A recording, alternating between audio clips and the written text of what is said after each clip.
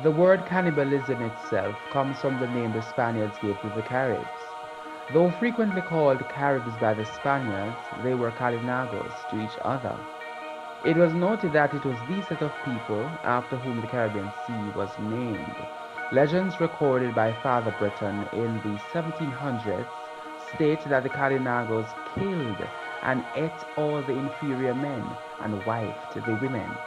The Kalinago women also, speaking an Arawak language, aided the Spaniards in naming them Caribs. Instances of cannibalism were however noted as a feature of religious war rituals. It is noted that in 1503, Queen Isabella ruled that only cannibals could be legally taken as slaves, which gave Europeans an incentive to identify various Amerindian groups as cannibals.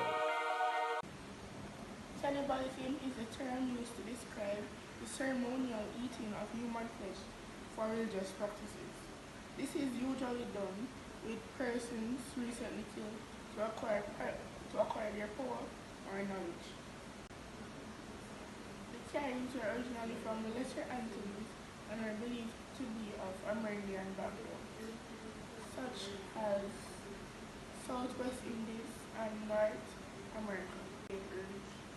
These set of persons are believed to be the most resilient and the most advanced of all the persons settled in the Caribbean.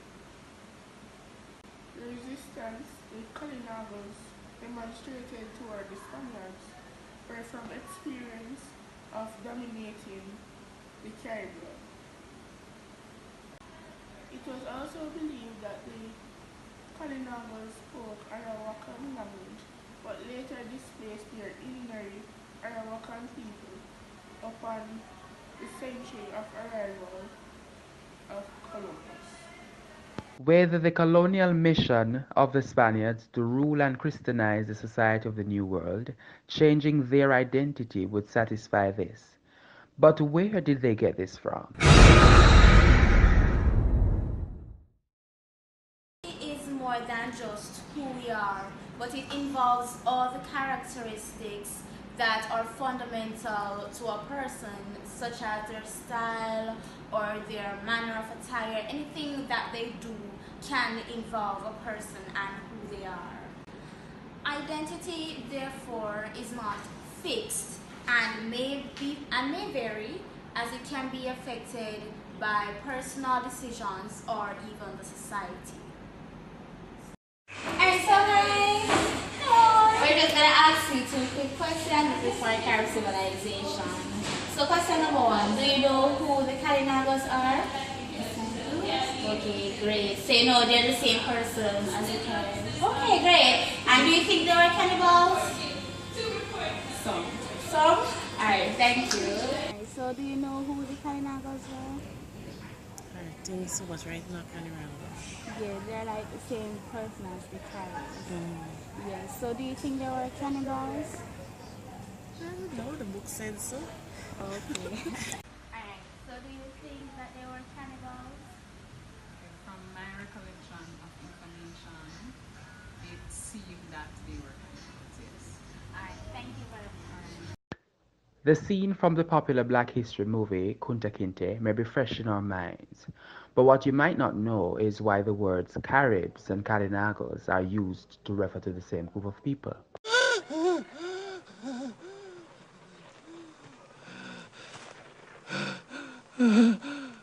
I want to hear you say your name.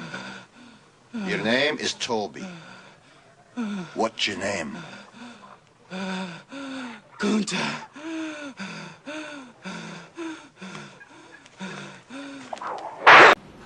One of the first acts of the Europeans in altering the identity of the Kalinagos was changing their name. Now, in doing so, what they did was to confuse them as to who they were. Because take for instance, you have a chair, and you call that chair a knife. You'll be confused as to what it is. So you'll never know whether it's a knife or a chair. It's simple.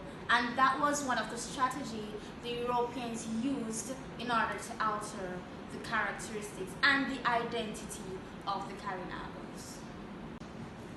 As a part of the Kalinagos culture, they burnt bones of their dead relatives, and this was an act of cultural identity. This was something that they did in their culture in order to preserve their kin. But I guess the Europeans never saw it this way. They thought this cultural practice, along with others, was very confusing to the Europeans. They are not used to this. So what this caused now was a bit of confusion as to who they were, and this in general caused them to think that the Europeans were cannibals. Imagine seeing them burning bones. They were not sure what they were doing after the bones or what happened to the flesh of the bones. So this caused them to think that, yes, they're cannibals, when that was not the true story.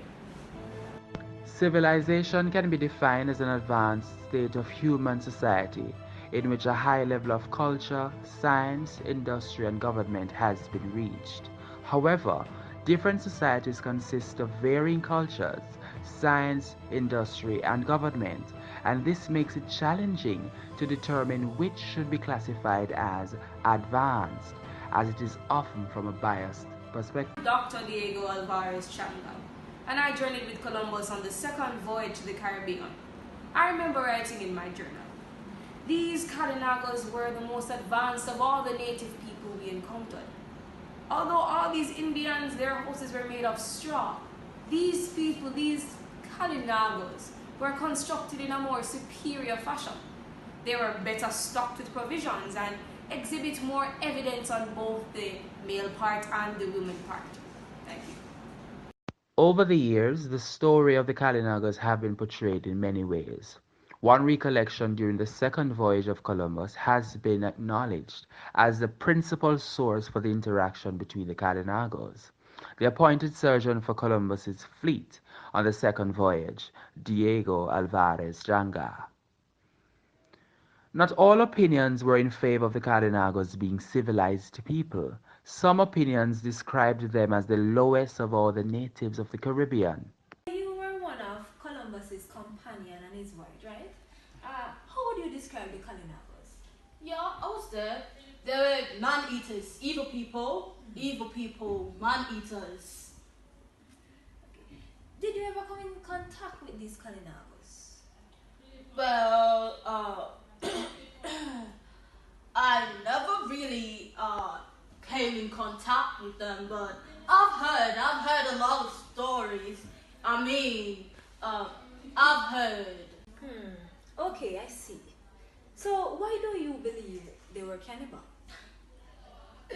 Just look at them. Look at them.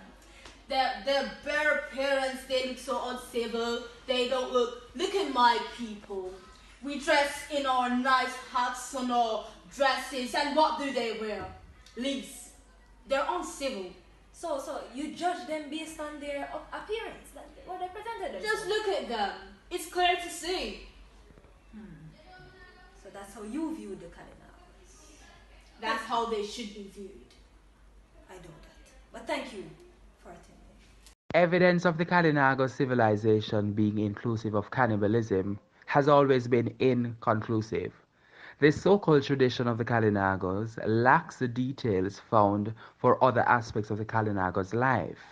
Descendants of the Kalinagos today maintain that they have no oral history of this perspective among their people.